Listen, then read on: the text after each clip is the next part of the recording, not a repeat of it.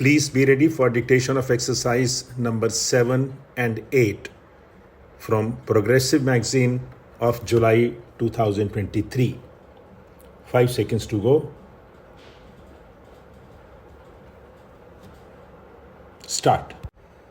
I hope you will help us by analyzing these concepts so that we may not be led away by the slogans of politicians and statesmen. Do not think I am going to decree my tribe of politicians and statesmen here. They have much virtue in them. And I am not going to say that jurists and lawyers are always very successful in dealing with public affairs, although they may be successful in dealing with matter in courts or in giving opinions. A French writer on statecraft who lived some considerable time ago said, discussing lawyers, that in general the training of a lawyer breeds habits and dispositions of the mind which are not favorable to the practice of diplomacy. Whether that is entirely true or not, I do not know, but there is perhaps something in it. The politicians obviously often go wrong, but the lawyers and the jurists in their ivory towers can also lose touch with reality. Therefore, some of the greatest judges have been those who have not only interpreted the law but adapted it to changing conditions without doing violence to it. It would be absurd for a problem belonging to the middle of the 20th century to be considered by some textbook maxim of the 18th or the 19th century. There is another aspect to this which troubles many of us: how far some recent developments can be fitted in with any conception of international law or moral law. Those developments which threaten the very existence of the human race, not only by mass killing, but by poisoning the atmosphere so that it has terrible genetic consequences, are not justifiable by any conception of international law or moral law. Surely this is not a matter to be considered only by statesmen and politicians. I do not know if jurists consider the moral law, but I suppose they have it in mind even in considering the letter of the law. It may be desirable for them to consider whether and how far these preparations for nuclear warfare or the test explosions are in keeping with any conception of international or moral law.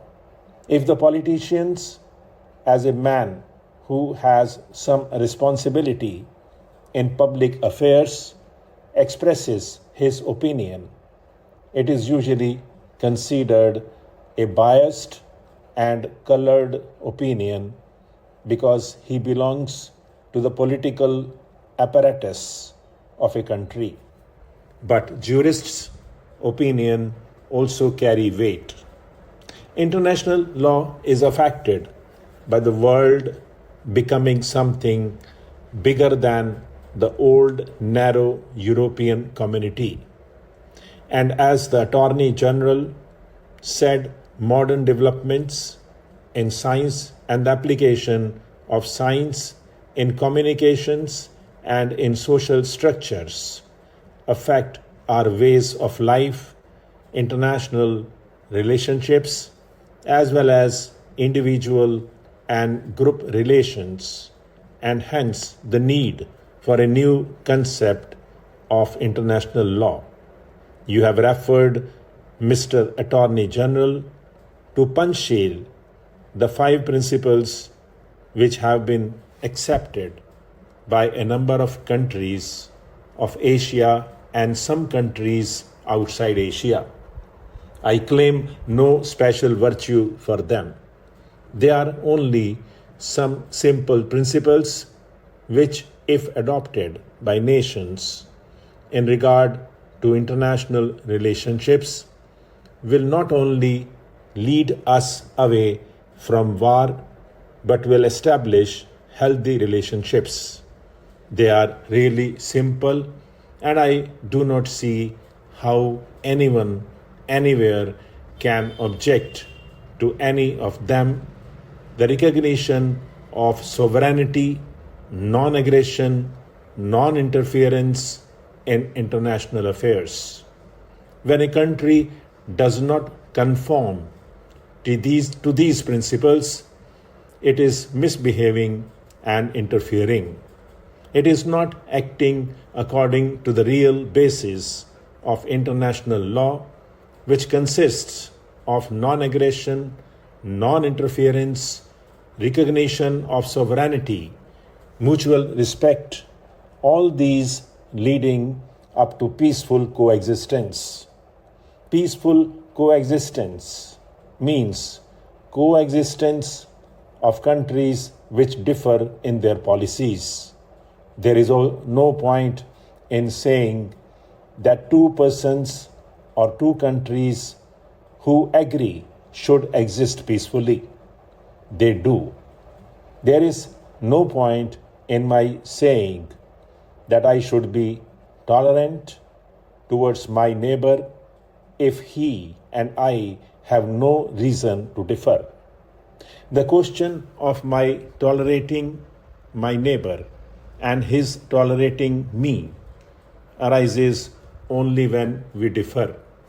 The question of peaceful coexistence therefore comes in only when countries differ in their policies, provided always that they do not interfere with each other either internally or externally.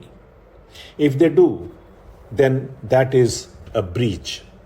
Therefore, I submit that these 5 principles, which are sometimes called punchale, are a healthy basis for international relations, and I would further say in all humility that there is no other basis unless you accept the basis which leads to conflict, which of course is not our objective.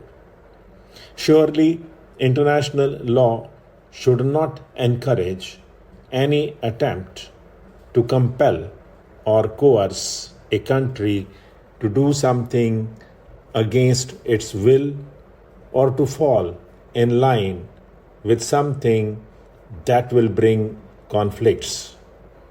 There is great variety in this world. Are we going to produce uniformity through some measure of force, military or economic? Perhaps it would be a good thing if there were uniformity in basic principles. But that can only develop by argument, by reason, by discussion, by conversion. If uniformity should come about through force, that is not desired. Stop.